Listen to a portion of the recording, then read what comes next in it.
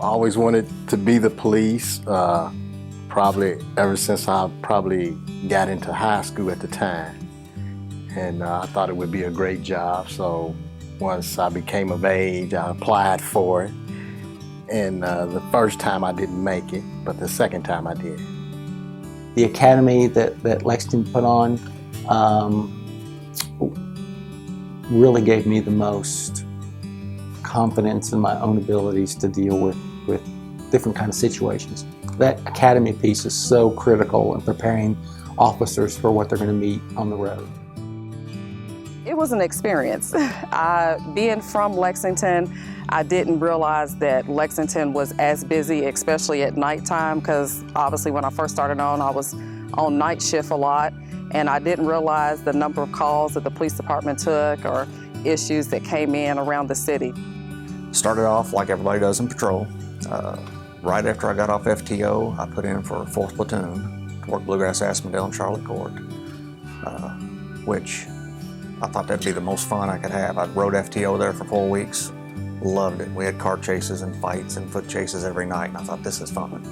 So that's what I put in for, not thinking I would get it, but I also didn't know no one else wanted it. So I got it as a rookie. Spent almost 3 years there. That's when we started the bicycle patrol, so I got to be on the front end of that with our bicycle patrol unit, but loved it. Well, I was recently graduated from the University of Kentucky, and I had a political science major and a minor in geography. And a friend of mine had told me that there was a position at the police department for a crime analyst. I didn't know what a crime analyst was at the time, but I looked into it, and it had a little bit to do with mapping crimes. And with my geography background, I felt like I could qualify for the position. Even just getting on the police department, because it was something that I didn't think about as a little kid or anything, I really didn't have a lot of expectations as to what it was about. It was just, this looks fun and exciting, and I was just open and wanting to learn. We had been working for a couple of years.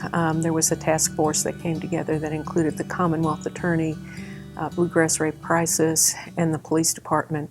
But it was primarily the police department who spearheaded this program and really felt that it was going to be invaluable to sexual assault victims and to the investigation and prosecution of these crimes.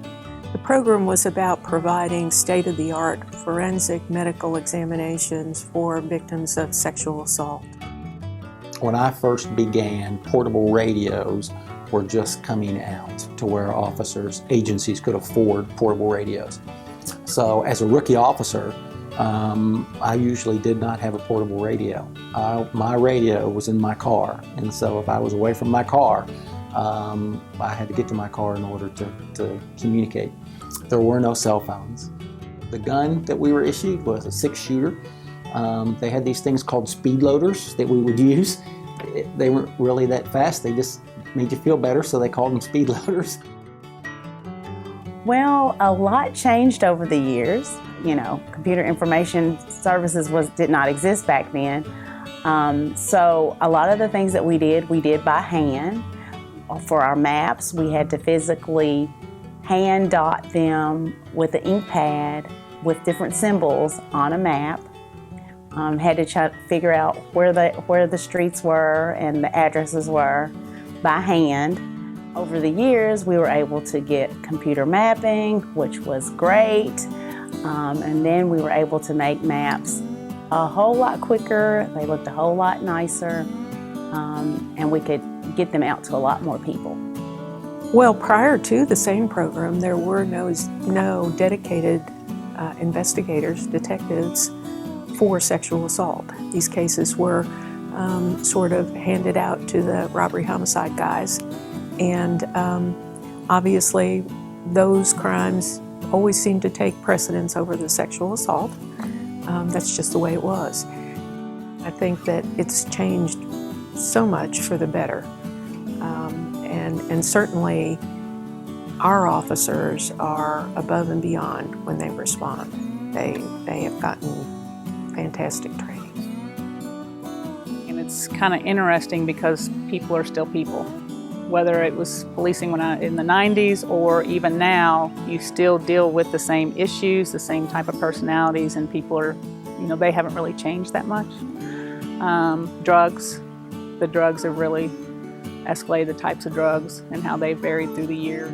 One of the most memorable things, I've spent almost 14 years on the emergency response unit. Worked my way from tactical officer to the gas munitions guy up to assistant commander.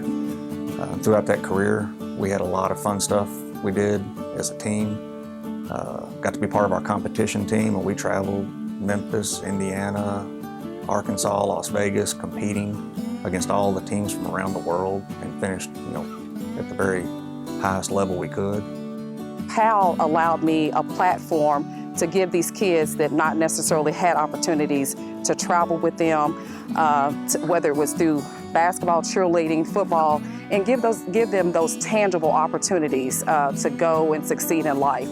Our supervisors allowed us to become creative, and we was able to implement other programs. So we even created the Mustang Troop. We was able to take a group of kids that had never been around horses and pair them up with horses at the horse park, because that was a partnership. So that was very, very rewarding to be able to be a part of that. It was the people. It was the people and the community, because I made connections with and talked to people in the community that I wouldn't have normally met and talked to and spoke with.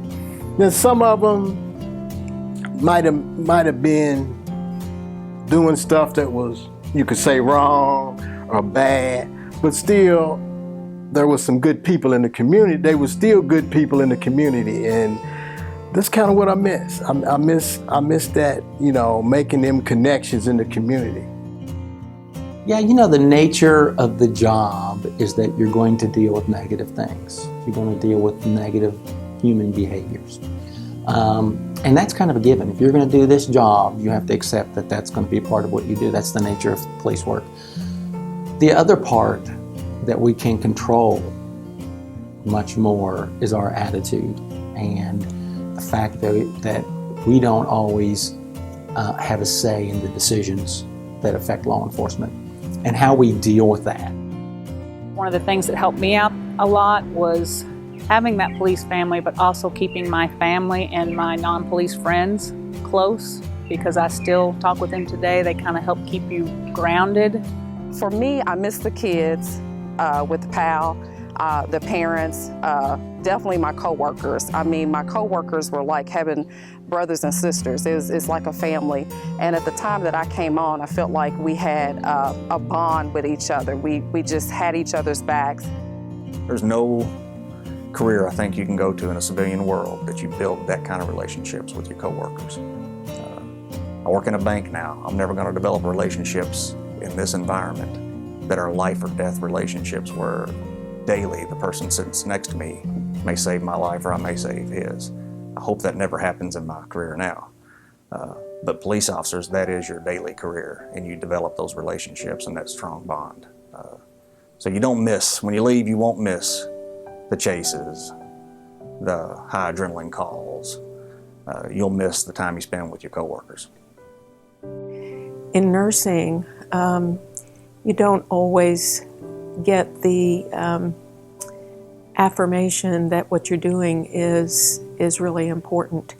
And I have to say that there have been very, very few victims who, at the end of a 4 or 5 hour forensic evaluation, who didn't hug me and say, "Thank you, you've made me feel so much better." I think the person that I am has a lot to do with me being here and being surrounded by good people here at the police department, the chiefs that I've worked with over the past years, and just being able to feel like your job was important. What you did mattered. When you're the police, if you can, while you're there and you're doing your job, and you got to do your job, but you meet people, and if there's anybody along the way you can help them out, then that's the gratifying part, and that's the part I miss. It's not just rewarding when you get to take a bad guy off the streets, but when you see the effect it has, that you see you can make a difference in people's lives, quality of their neighborhoods, the safety you can give them just by doing your job. Maybe it sounds cliche, but that's part of the job that I like, is being able to help people and, understand them. And even though they got something really negative in their life, if I can put something positive or help them out with something that they've got going, that's kind of the biggest thing. I don't think there is a more noble profession than being a police officer. I believe in that profession. I believe to this day in that profession.